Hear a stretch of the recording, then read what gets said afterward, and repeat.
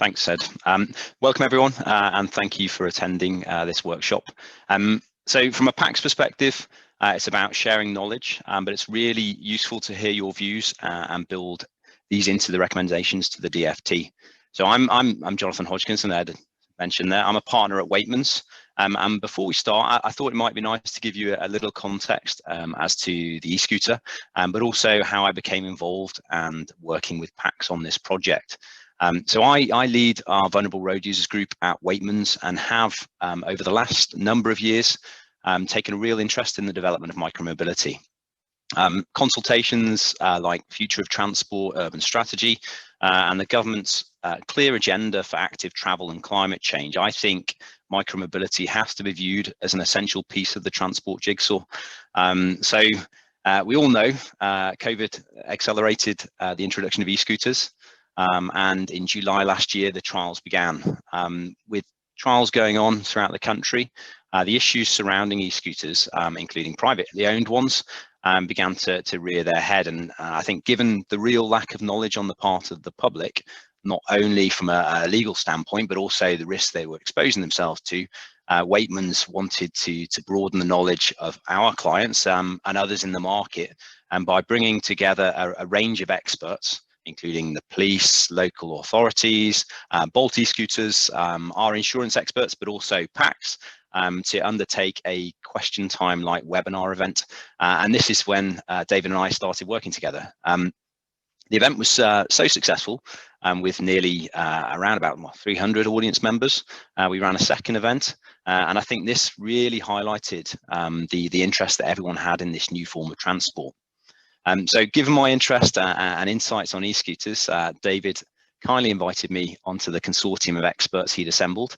Not quite the Avengers, I know, but those assembled could add real value to this project and help inform the government's view on the legislation of e-scooters, but also, if they are to be legalised, what recommendations should be made. We know that the government has placed a lot of emphasis on data to inform their decision making, and we know that e-scooter trials are set to be extended until November 2022 for that purpose. However, we also know that the government sources have hinted that e-scooters are almost certainly to be legalised, and that the extension of the trial is simply to allow them to sequence the legislation. So the PACTS project and workshops like this are really important to assist in the decision-making process. Today's session will firstly include an overview from Margaret as to the main issues and what PACTS have learned from their project. And then we'll open up the floor to you guys for more of a questions and answers setup, which we've broken down into 4 topics. So speed, vehicle construction, rider behavior, and then finally benefits and other concerns. So before I hand over to Margaret, I'll let David and Margaret introduce themselves. David. Jonathan, thank you very much for that. And yes, you reminded me of that superb webinar, two superb webinars which you ran, where there were armies of people from insurance companies, and anyway, it's a very impressive session.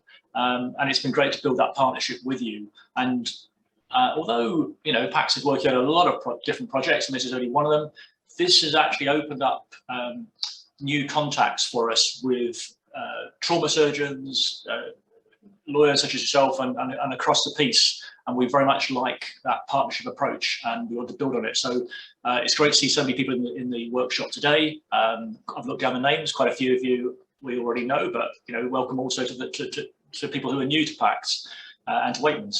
So yeah, looking forward to it. And I mean, the title of today is should they be legalised? Perhaps we should have said how should they be legalised, because it does look as if some sort of legislation is going to go forward to legalise them. But of course, that will require regulation, and that's what our project is about. But Margaret will tell you much more about the project. But glad to be here.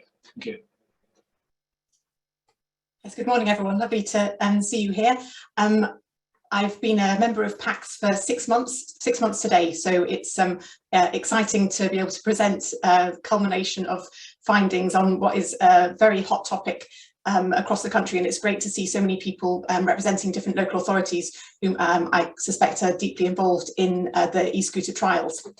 So as Jonathan said, let's have a look at the findings that we've had so far. Now move over to screen sharing. That will work. You give me a thumbs up, Jonathan, is that all working? Fantastic, super.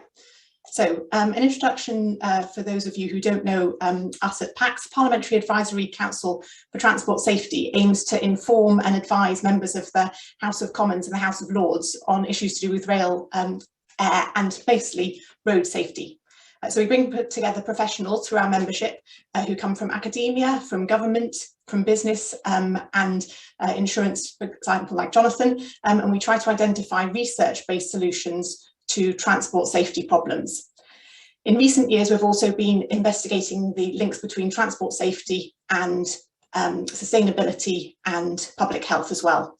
We're providing the Secretariat for the All-Party Parliamentary Group for Transport Safety, and although we're not a formal part of the UK government or Parliament, and we haven't got any executive powers, we're independent, we do hope they listen to the research-based evidence that we provide. So we want to have safe transport for all, and therefore the tragic events of the 12th of July 2019 were a call for a response. On that day, Emily Hartridge, a young woman, TV presenter and influencer, tragically lost her life while riding a new motor vehicle, a private e-scooter. Private e-scooters were then, and still are, illegal to use on public roads and in public places in England. Our workshop today, as Jonathan has explained, is going to be an opportunity for us to present some details of these e-scooters, to just discuss the differences between rental and private devices, to look at the current casualty figures and consider with your input whether, or if so how, they should be legalised. Let's move forward from 2019 to 2020. We were in the midst of a global pandemic, changing the way that we could travel and where we could travel. Public transport was shunned due to the risk increased of exposure to the virus, so different alternative means were investigated. Two-wheeled powered e-scooters have been used for some years elsewhere in the world, predominantly in Europe and in the US, and this inspired the government to bring in at relatively short notice authorisation for trial rental schemes, and a number of you might have been involved in commissioning these in your own areas. There are currently around 50 areas in England, not the UK, running these regulated schemes, using devices which have to meet, to minimum, various different government regulations surrounding their construction. So that relates to their speed and their weight, and also their use. It can be used on roads and cycle lanes, but not on pavements. There are also rider requirements. Riders have to have a provisional licence for a car or a motor vehicle. They should pass some simple rider training and be above the age of 18. There's also possible opportunities for controlling where they can be used. The areas are geo-fenced, and then also within that, there can be some control over the speeds in various areas and even control over use. For example, 3 strikes of bad behaviour and you're out of the rental scheme. There are approximately 20,000 of these rental e-scooters now in use in England. However, simultaneously, private devices have been sold, quite legally, but are evidently being used illegally on our roads and in public places. In the UK, perhaps uniquely worldwide, there's been an overwhelming increase in private ownership. So the Bicycle Association estimate that within 2020, 360,000 were sold, and already within this year, there may have been as many as 500,000 purchased. These devices are not the same as the rental e-scooters. They're unregulated. Maximum speeds are not unusual to reach 30 miles an hour. There are no regulations on the riders, and with their size and manoeuvrability, they can be and are being used anywhere. Understandably, there are concerns for safety of the riders and also pedestrians, especially the visually impaired and elderly. So how safe or unsafe are e-scooters? Safety can be measured by assessing the number and severity of casualties. So at the end of September this year, the Department of Transport released their traffic statistics. They included a paper about e-scooters. They acknowledged that it was underrepresentative because Stats 19 don't currently include a category for e-scooters.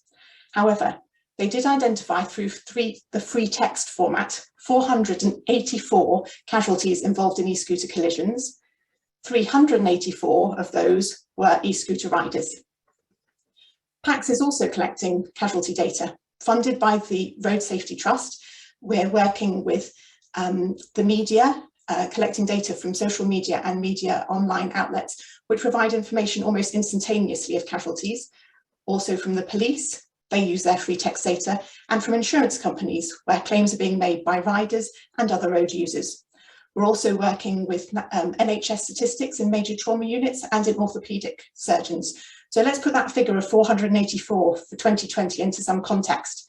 For one hospital in London, for the same period, they saw 196 patients. There's evidently a degree of underreporting. PACTS are working hard to collect data for this year to try and give as best an update as we can of the situation with casualties. This information is updated and published monthly on our website.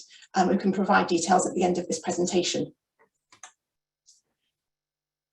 In the first 10 months of 2021, there have been 9 deaths on private e-scooters and many other casualties involving both riders and other road users.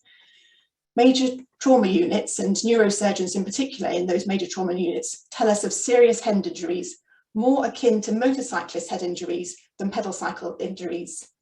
And a significant proportion of riders are falling. So for example, of the 9 people who died this year, 4 of them fell off their scooter rather than being involved in a collision with another motor vehicle. There's an increasing concern over the number of injuries which are requiring surgery as well.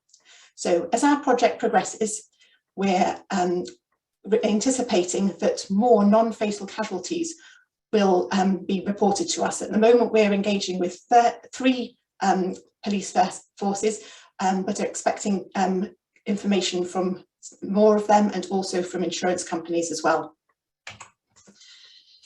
Transport Select Committee has recommended that private e-scooters are legalised, and as we've spoken already, the Department of Transport look minded to do so next year. And in that event, regulations must be detailed. They must be practical, easy to understand, watertight and enforceable. And the regulations must be based on good evidence regarding safety.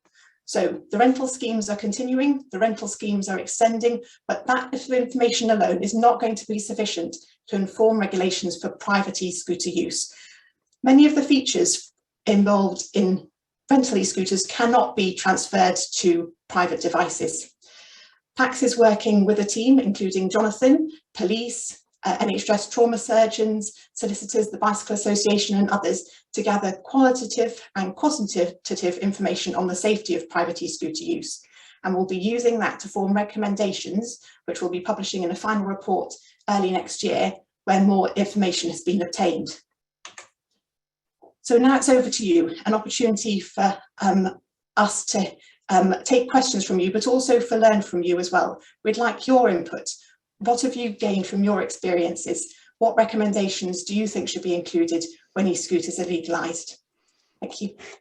So onto the question and answers session. As I said, we've separated this out into topics just to give it a bit more structure. But obviously, any questions, feel free to fire them the panel's way. So David and Margaret will be happy to answer those. So firstly, we thought a good way to get the interaction would be a poll, and the first poll I will launch now. There's 2 questions. Do you think the current limits on e-scooter speeds in the trials are suitable? So currently 15.5 miles per hour and maximum DFT limit. Obviously, we know that some areas have a lower speed limit.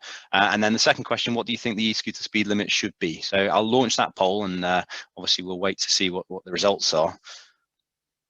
Hopefully you can see that on your screen. I don't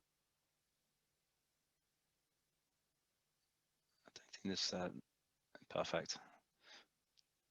Right. The results are coming in. Hopefully everyone can see that.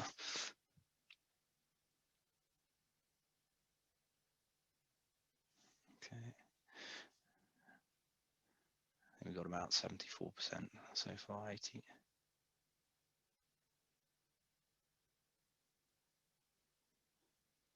Okay, I'll close the poll in a couple of seconds if anyone wants to finally cast their vote.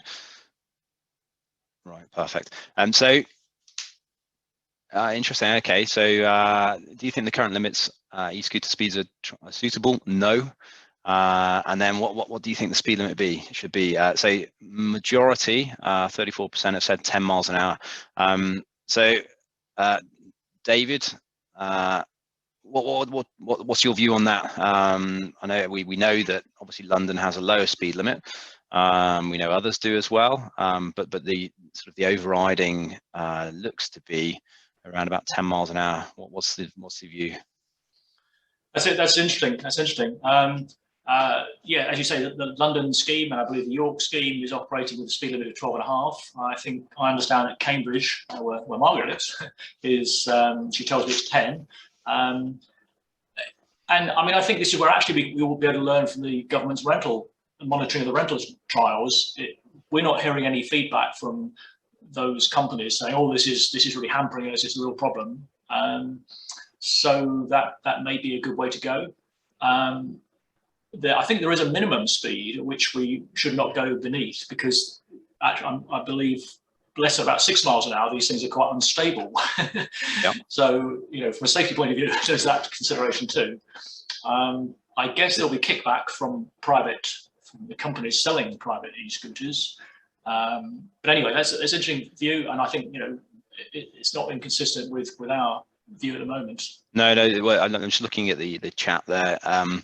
I can't see, unfortunately, the name, but there's suggestion 15.5 miles an hour feels very slow when you ride one in traffic, and I guess there is arguments in relation to the power when you're going uphill, but equally from a private e-scooter perspective, we know that lots are being chipped, and again, the speeds are much greater than 15.5 miles an hour, and that leads you on to then, how do you then sort of regulate, how do you then enforce speed limits? So what's the view there, Dave? If I could just come back in there quickly, I mean, sure. If you're a pedal cyclist, doing 15.5 miles an hour uphill, even 12.5, would be quite pleasant in many cases. I'd like to be able to do in some hills.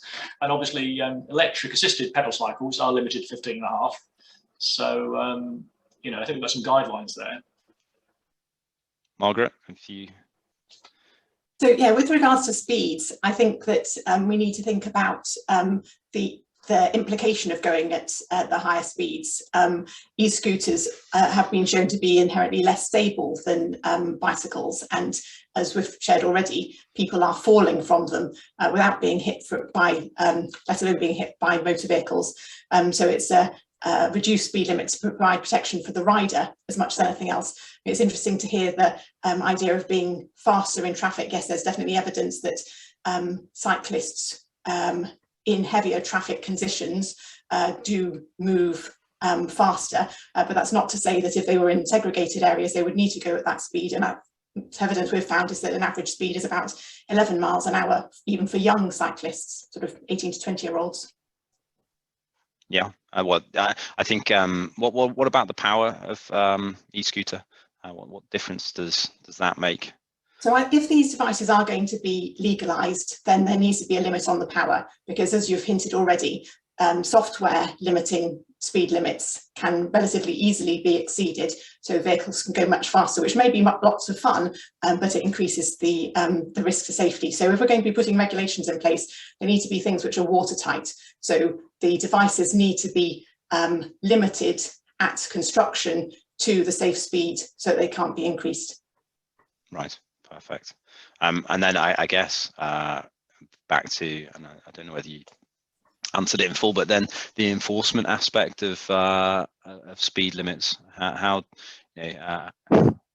best will in the world, obviously trial e-scooters have the geo-fencing and they have the limiters.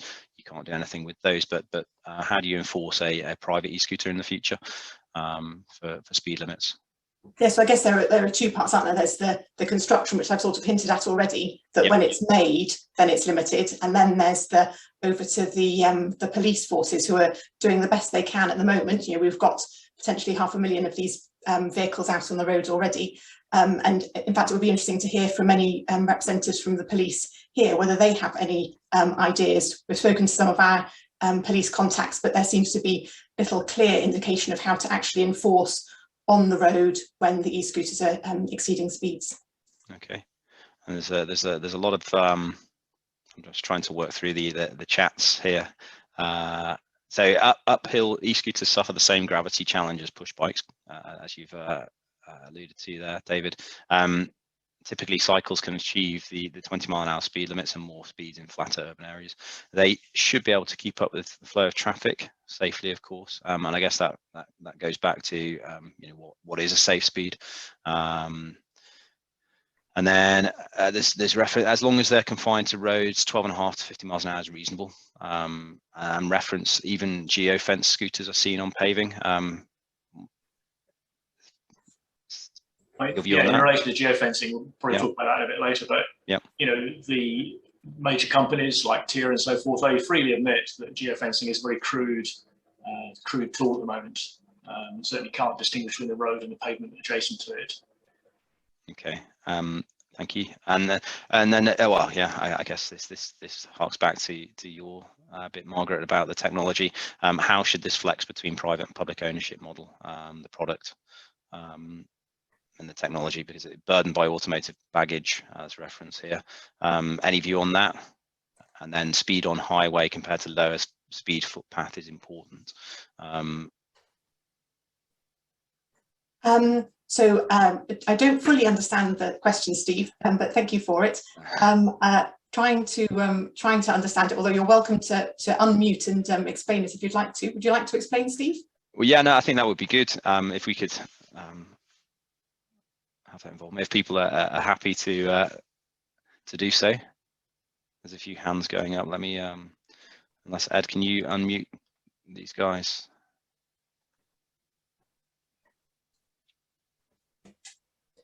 Maybe I could try and explain about the speed. So speed can be controlled with the limit on the device itself, but then also on the power. So we want from the rental schemes, 350 watts was the maximum output. 250 has been used successfully by one of the organisations, one of the operators. We think that would be sufficient. Hello, Steve. Please do ask your question. He's unmuted. Perfect. Good. Hello, team. Hello, everybody. Yeah, it's just you know, feels to me like there's a real opportunity with the whole of the micromobility piece, not just e-scooters. So historically, automotive has been here for centuries. It's been on quite a journey in terms of standards, deployments, licensing, insurance, and all that other baggage is what I was trying to refer to here. Sorry. So the piece I'm trying to get to is that micromobility is embryonic, it's developed at a rapid pace, and it'll probably continue to do so over the near future. So what opportunities are there for this ecosystem versus the rest of automotive? And more importantly, how does that flex between private ownership and the current trials, for example, that we're running in GB? And that's why I didn't type all that into my question. Thanks, Steve. Guys? So I'll try and do the private public, and David, you'd like to do the first part with your more experience on vehicles? So with the private public, you know, the private devices are owned by the operators, managed by the operators, and have clear regulations. Because they are owned by the operators, they are returned to them for regular maintenance. So that's part of their sustainability drive as well, that they can be inherently longer lasting. With private e-scooters, once they've left the point of purchase, then they're beyond regulation. You know, we could spend some time discussing whether they should be registered and, you know, have MOTs and things like that, but we'll put that to the side. Assuming they're not going to have that, then it all needs to be based on their point of purchase. And so seeing where you're based, you know, your colleagues at the MSA have spoken to us about how they would like to have the Marketing Surveillance Agency, how they would like to have things which are much more robust. They've had experience of e-PACTS, which have been able to be modified. Tampering is a problem. So our recommendations would be that the devices are limited, their construction is limited, and there is anti-tampering devices or means included in the device, and there would then be penalties if people were to tamper with the devices. Yeah, keen to hear that, because obviously DVSA run the automotive vehicle recall system for GB. So good news, Margaret. Thank you. Yes. Steve, just in relation to your opening point, I think about a whole range of micro-mobility vehicles coming down the cycle track. Maybe not. Yeah, we are conscious of that, and we're conscious also that the government would like to craft legislation and regulation which addresses that range and is just, well, nothing's ever future-proof totally, but perhaps is more robust than just specific to e-scooters. And we are going to try and take that on board. I think because e-scooters are out there and in large numbers, whereas things like motorized skateboards or Segway, the Segway's been around donkey's years, but actually, I think it's gone out of business now. And so some of the other technologies have not caught on and probably won't to the same extent. So we do think that e-scooters are an important focus. But yeah, if we can craft stuff which is more broadly relevant, that'd be useful. But I think there are issues. For example, these hoverboards, I believe they have extremely powerful motors because they need to have instant stability. And I wouldn't, well, our thinking so far is we don't want to allow very, very powerful motors for e-scooters, just because that's what might be working. That might work in a hoverboard. So we'll see. Great. Thanks, Steve. Any further comments, Steve? No, it's absolutely right. The physics dictates a much higher capacity motor in order to do the self-balancing function. So yeah, it needs some careful handling. And I agree that the what we currently call e-scooters and e-PACTS and other propulsion vehicles broadly based on a kick scooter and a bicycle are likely to lead the strength market, certainly in terms of volume. That's quite clear from all the analysis, not just here in GB, but across the globe, of course, as well. But it does need some careful thinking about, I think, the differences and or the opportunities between public and private ownership. Because ultimately, I think if the answer is let enforcement sort it out, then we've probably failed in the process somewhere. Great. Thanks, Steve. Nick, do you have a question? Hi, yes, can you hear me? Brilliant. Yes, brilliant. Thanks, Nick. I think we rather skirted over the issue of enforcement, and that's a major part of this whole debate, I think. I mean, do we really think there's any capacity within the police to enforce, the speed adherence, the speed limits of e-scooters going forward once they are legalised, and how's it going to work? Yeah, no, I think that's a good question, and we've seen, haven't we, the Met Police, the amount of resource they've had to apply over the last 12 months in relation to private e-scooters, and as that ownership grows, I guess they will be stretched even further. David, Margaret, have you got a view there? So we've been working with the Met, as you've said, and they've been trying to bring in the e-scooters.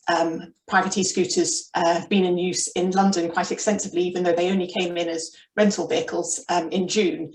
And the MPS have been working to take them off the roads with focus groups, but that does take the police away from other activities. We're aware that they are investigating, and I believe the government have also put forward opportunities for innovators who can identify ways in which e-scooters can safely be stopped. They've been investigating ways in which they can do that. But as we've hinted at already, these are new devices where systems are not in place for stopping them. Like I mentioned earlier, it'd be really interesting if there are any members of police forces here who are willing and able to share maybe the situation they find themselves in and the challenges, or even if possible, some solutions which they've got as well. So, just like chip in a little bit there. I mean, we are very aware of the limitations on enforcement, limitations on police numbers, and also, as Margaret says, the difficulty in stopping the police safely stopping e-scooter riders, because obviously they can't bring them to a hard stop as easily as they would do a car or even a motor scooter. So we are aware of that. I think, as Margaret said, if we can get the construction and use regulations, or construction, regulations as clear and understood as possible, that most of the responsible retailers will then follow that, and it'll be fairly obvious, if you're writing something which is significantly out of line with that. But I think this will develop. I'm sure the police will develop tactics, and they are certainly looking into it. Yeah, they may not want to share them all at this point. No, and I guess it's about having a as much as you can a consistent approach across police forces as well. There's there's reference, and it's something we'll be touching on later, but about behavior. And it's education being key, and who are the people who are flouting the rules. So it's something we'll touch on in a bit in terms of the speed, but there's also a reference before we finish on this particular topic. I think Nick Lavelle has mentioned Belgium looking to adopt varied speed limits. And I think that plays to your point, Margaret, about having the e-scooter provider, manufacturer intervene at the outset, such that hopefully those varied speed limits could be enforced. So I'll sort of wrap up on speed, and then we'll jump onto the other topic, which is vehicles and vehicle construction. So, and we've got a further poll, if we can bring that one up. I think we're still on the previous. Ed, can you help us there? Perfect. Okay, so hopefully you can see that. Which elements of the e-scooter design do you consider most important with regard to safety?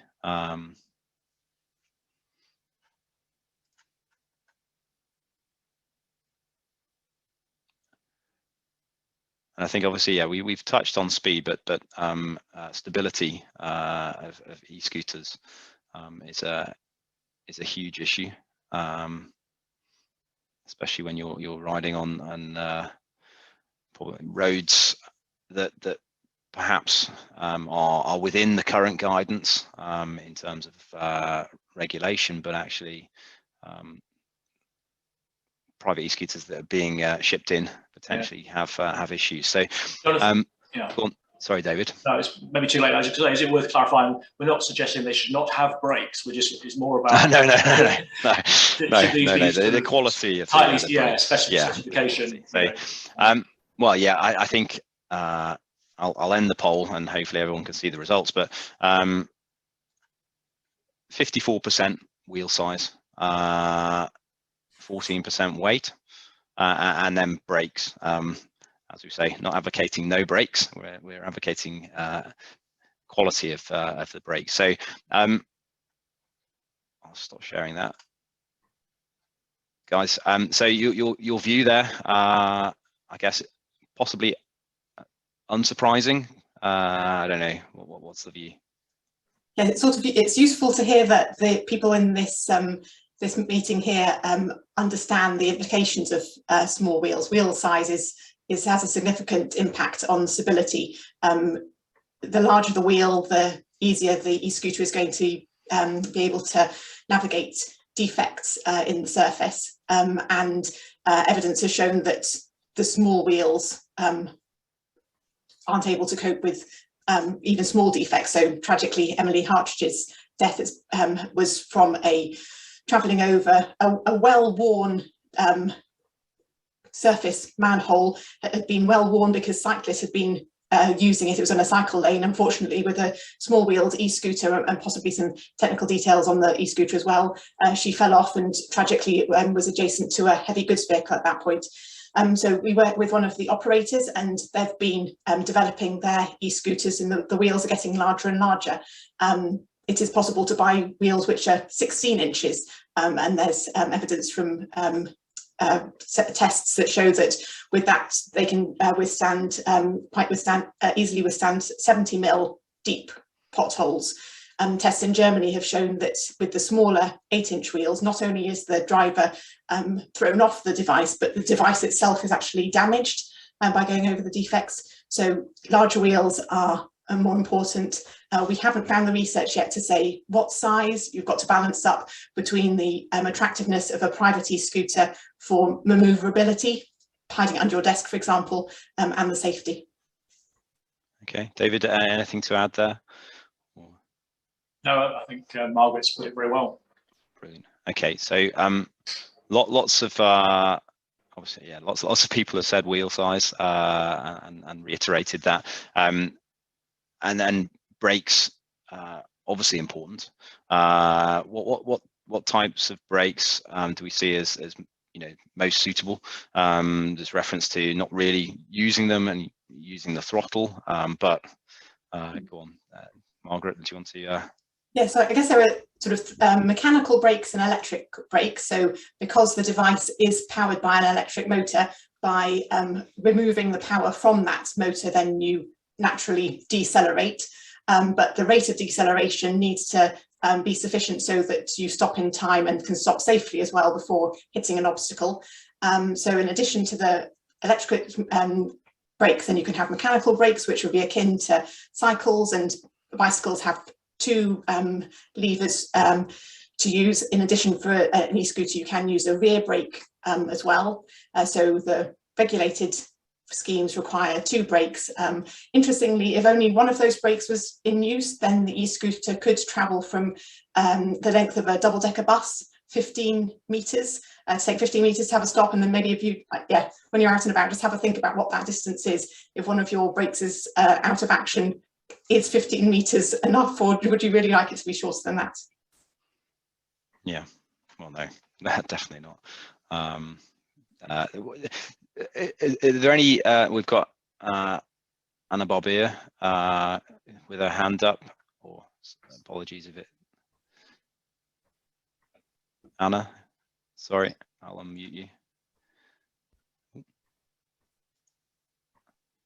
I think if you unmute yourself, Anna, I think hopefully you can ask the question. Sorry, it was a mistake. No, perfect, brilliant. Nice to see you, Anna. Anna's researching into e-scooters and looking at the fact that this is sort of works in with our research. E-scooters are a completely new form of device. It's not possible to test them in the way that you can test other devices because they're so impacted by the weight and position of the rider on the e-scooter. So I guess that sort of links in with the braking. There's been some research from America which shows that the position and the of the rider on the e-scooter has quite significant impact on how long it takes to stop when you're braking. Just a side note. Okay. Anything further to note, Anna? Yeah, I think you are. While Anna's trying to come in, I think she's trying to come in. Can I just say? I think so, yeah. In our report, Margaret's report, there's a table which compares the rental scooters with typical private ones, and so some of this, the differences in things like braking and so forth, we've tried to summarise in that report. Great. Well, yeah, I think we touched on it a bit, haven't we, in the speed section, about regulation and about how do you limit the speed, but again, it's about how do you regulate e-scooter construction.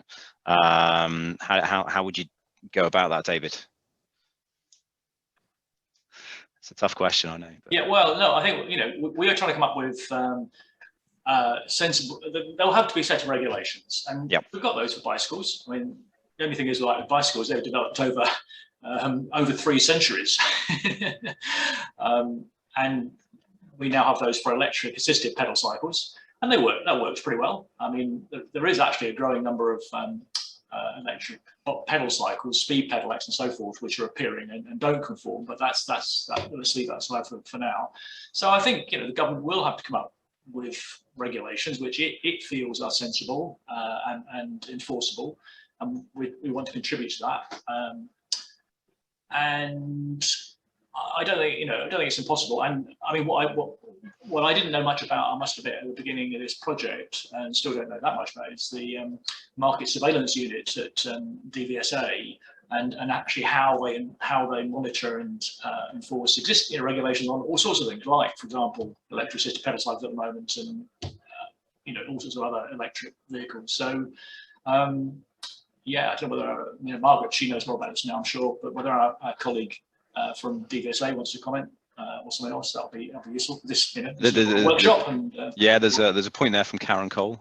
E-scooters could be brought under type approval regulation 168 2013 in the same way as PTWs. That's a possibility, but if the idea is that I think that would then go with registration and a whole range of sort of more complicated arrangements. Yep. And I think the government is minded to say, well, can we basically, not have type approval and cover it in the same sort of legislation that we have for electrically assisted pedal cycles? They're bicycles. Yeah, Margaret, have you any further? Well, I was just going to ask whether there was anyone from Trading Standards here, because Trading Standards are doing work and they are able to measure or assess e-scooters against standards which apply to them. Are sort of classified as toys at the moment. They just have to have an electric meter, a motor attached. But if we were to have legislation, then that would make it much clearer for what they have to assess the devices against. So we're coming back to the same message again. If private e-scooters are legalised, the rules, the regulations have to be explicit, and they have to be explicit on the construction, so that as much as possible is controlled at that point, easing up the requirement on enforcement later on, because as is so clearly demonstrated already, that enforcement there's not sufficient resources available to make that enforcement properly work. So it's the ease, isn't it? We have to think about the enforcement, and we have to think about education, which they will be covering in behaviour in a bit as well. Yeah, no, well, I think that's a perfect segue. Margaret, well done. So the next section is Ryder Behavior, and again, we've got a question for you. Hopefully you can see that. Right, so is antisocial e-scooter riding a problem in your area? I imagine I can guess the response, but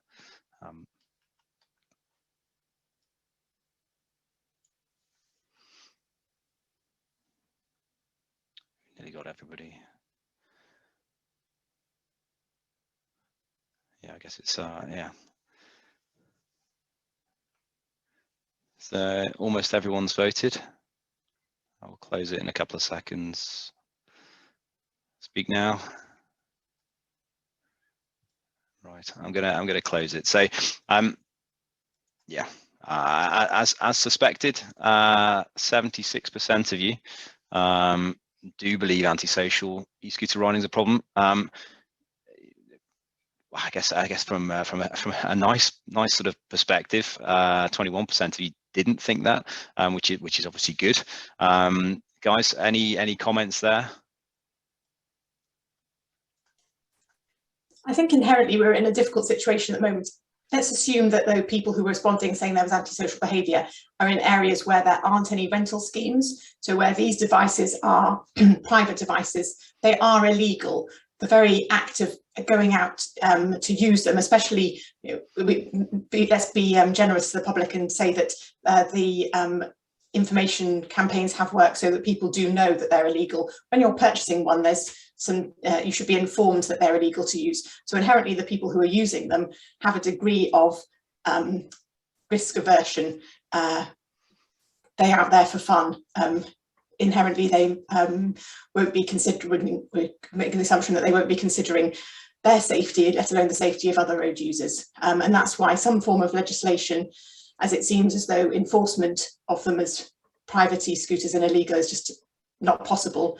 We need to have legislation in place with the clear education about those regulations and education about how to use the devices as well.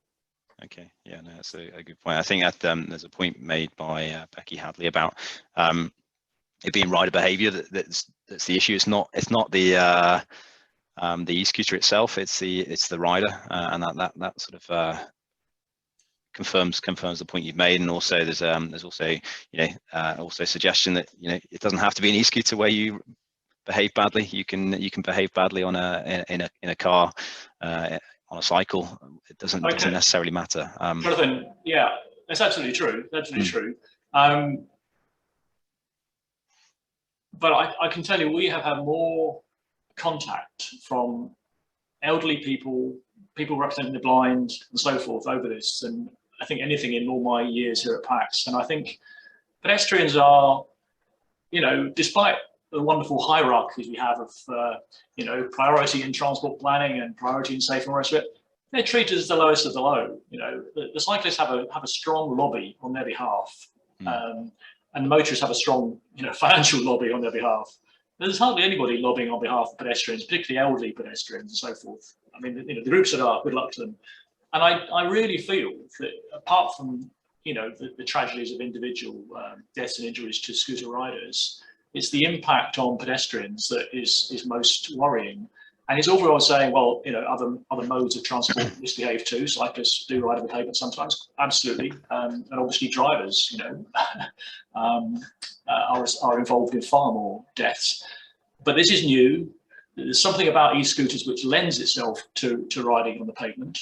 And I think we should not just dismiss it and say, oh, well, far more pedestrians die as a result of cars. That's not the issue. That's not the issue, So I would just, put that out there.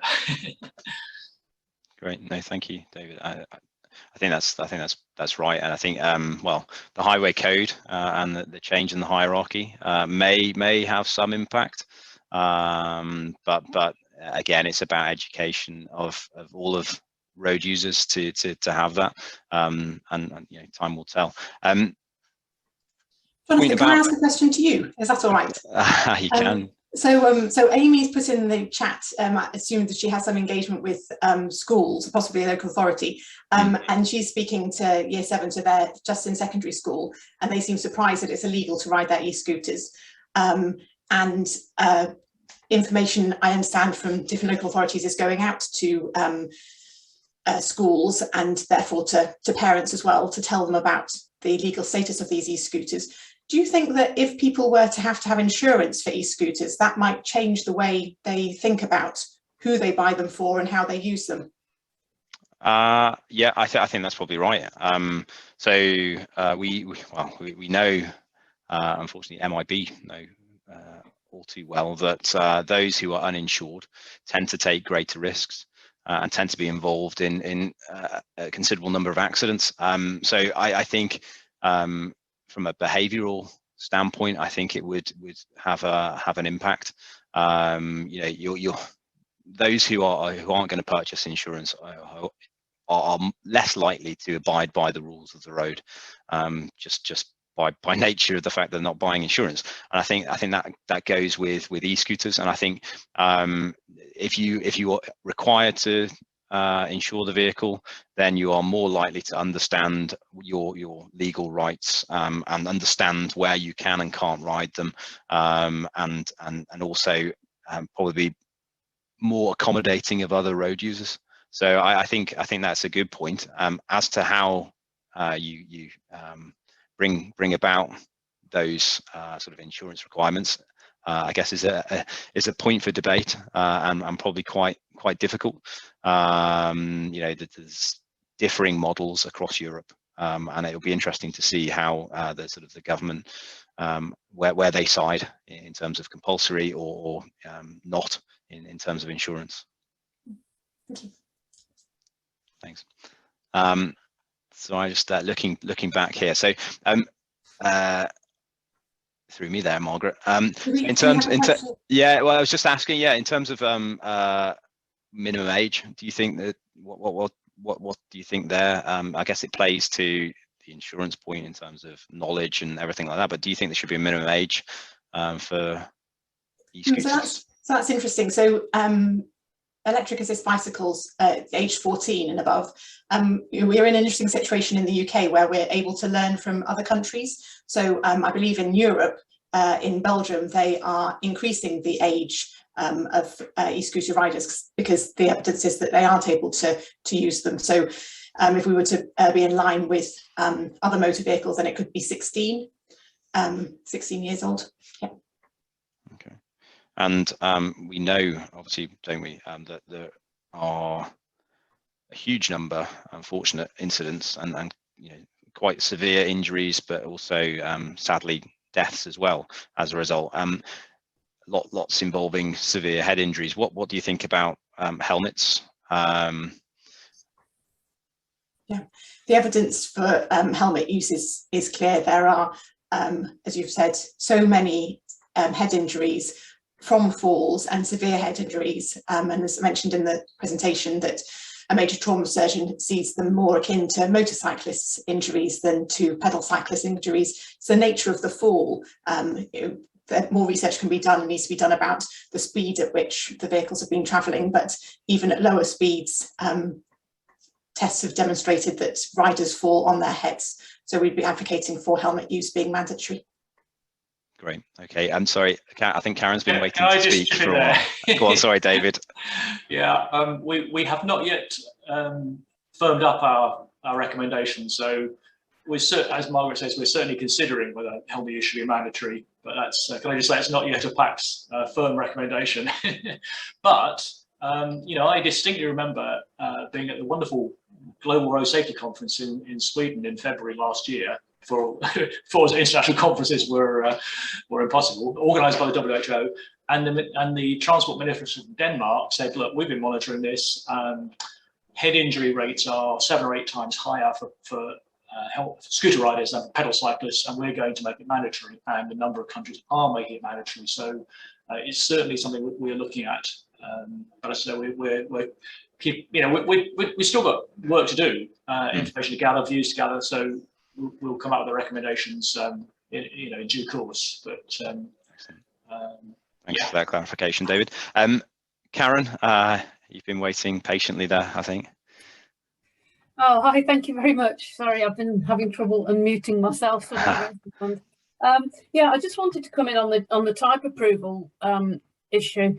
But I did notice that the DVSA commented that they don't get many people coming through already on L1s, particularly on the electric bicycles. And that's not the volume, the small volumes of those is not because the type approval regs are too difficult. It's because riders of those electric cycles would be required to do a compulsory basic training, wear a motorcycle helmet and put a registration plate on and have insurance. And that's the reason that the type approval isn't being used on the EPACs. I think type approval framework is the best chance we've got of making sure that these machines are safe and roadworthy and have the proper equipment on, and also our best chance of restricting tampering. I don't know whether you've seen on Facebook, there's riders doing 60, 70 miles an hour on these things. With proper type approval, with anti-tampering in, you can make that almost impossible to do. So I think having very, strict guidelines for what is a good vehicle and only allowing those on the road has got to be the way forward, and type approval to us appears to be the best way to do it. Great, thanks, Karen. Any comments, guys, just before we jump onto the final topic? Back to Karen.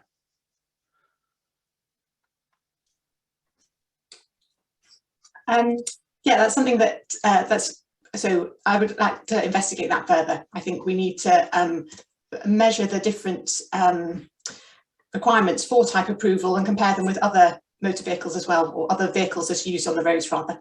David? Karen, I mean, you know more about the type approval regime than I do, or that we do, but it is quite a heavy regime, and I think the government would say this would severely limit flexibility, innovation, all that sort of stuff. Now, maybe it should, but it does seem to me that is carrying with it quite a large degree of regulation and expense and all sorts of things. Yeah, I mean, it is quite a heavy regulation, but what price safety? I mean, if we are going to legalise these things, then we don't want them to be flimsy, and we don't want them to last a year and be thrown away either from a decarbonisation and a green perspective. We want vehicles with good batteries, with good suspension, with good brakes. There's got to be a balance somewhere, and I'm sure, there is a way of doing this. It probably would put the price of them up a bit, but yeah, you have a free-for-all, or you have standards that will protect people. You know, it's a difficult balance, isn't it? It's always a balance. So yeah, I can't answer that precisely, but you are right, it is a heavier regulation. However, you know, what price? Thanks, Karen. Just quickly, Steve has got his hand up. If you want to just jump in, Steve, before we just move on to the next topic. But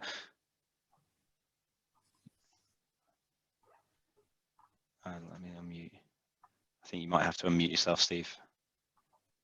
Yeah, sorry. There we go. Hopefully you got me now. Great. So yes, we have. Sorry, yeah, well, I just wanted to come back really because I think despite what appears to have gone on, I think Karen and I are in aggressive agreement. You know, the current, I think what I'd be saying is what I put in the chat really, that the current type approval is very onerous, but it does have benefits.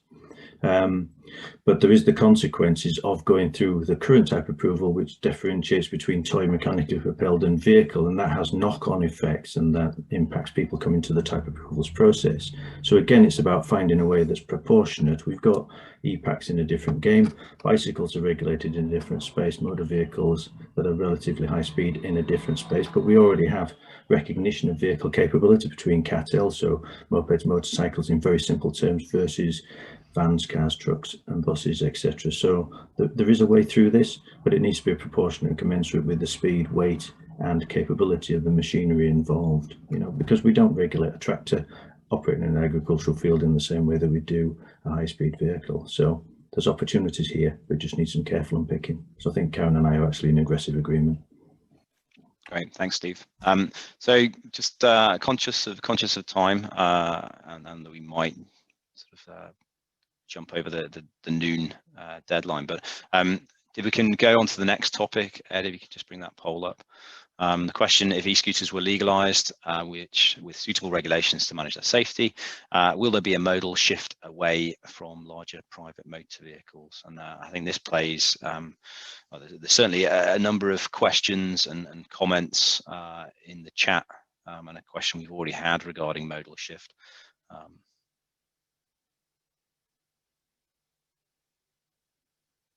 That's interesting. So I'll give it another 5 seconds. I think we've nearly got everybody. Great. I'm going to end the polling there. So 50% yes, a little. No, 32%. So I think, yeah, as I said, there's a number of comments in the chat regarding if you are sort of advocating e-scooters, are you taking people away from journeys that they may have otherwise made, either walking or bus or what have you? So and any comment there, please? So we're the active travel department at Salford University are working with us, and they've carried out surveys, and they've found that the majority of people are using e-scooters as an alternative to walking or bus travel, and the people moving away from bus travel is a concern with regards to safety, because buses are the safest form of transport, and the evidence from e-scooters at the moment is that they are not as safe.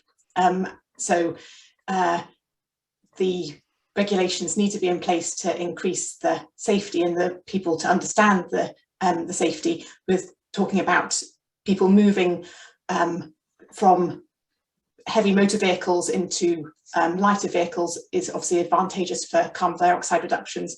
At the moment on that factor, we haven't seen the changes. So we're concerned on regards to safety and also concerned that they're not working as they were advertised to do to reduce carbon dioxide emissions.